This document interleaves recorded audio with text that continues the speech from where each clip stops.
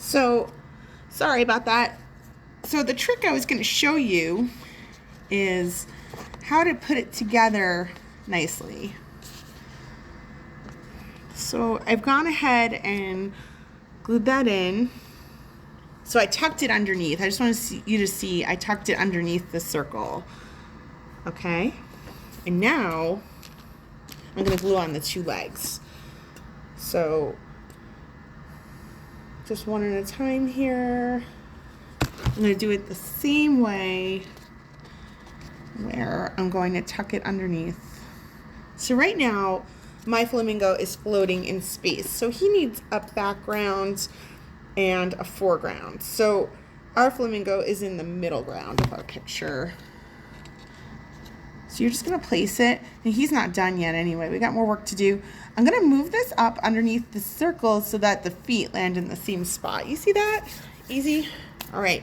Now, do you remember I told you to keep your scraps? Well, there's a reason for that. So here's what we're going to do with that. We don't need to draw these out first. What we're going to be doing is just cutting out some feather shapes.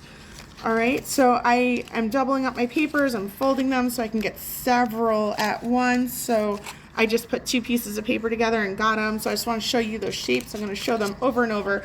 But each time I want you to see I'm folding my papers so that I get several of those shapes at the same time. But basically it's kind of like a leaf shape. So I've gone ahead, I've cut out 4 so far, but I want to cut out as many as I can. So let's see what I have left here. I'm just using up my scraps, using them any way I can. I know I can get probably 2 more feathers out of this color, which would be great. So I'm going to do that. So you have to be a little bit creative with using your scraps. All right, so I've got 6 of these feathers here. I can even make a 7th one. All right, so it looks like I got 7 pink feathers. Now, I know you're wondering what we're doing with the fluorescent orange. What I'm gonna do, let's fold this paper just like that, and let's fold it one more time.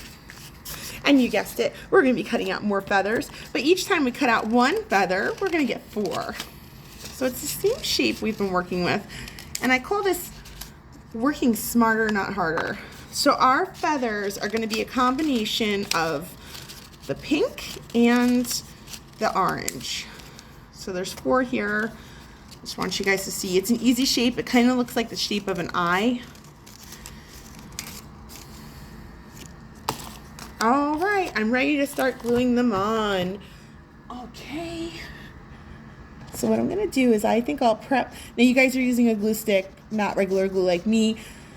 I know that I'm going to have my feathers kind of come around the body like this, and they're going to come down and around. So I'm just kind of setting up.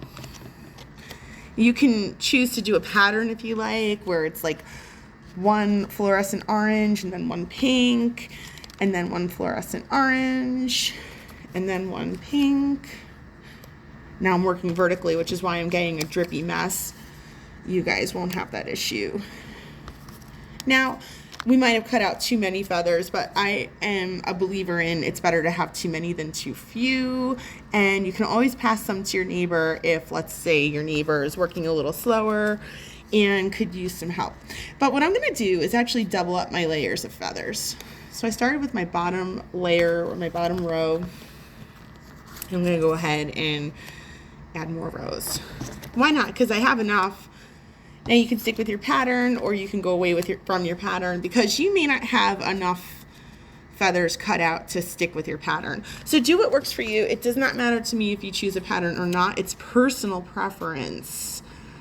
And I just want you guys to see, this is where we're going to be ending for the day. Okay?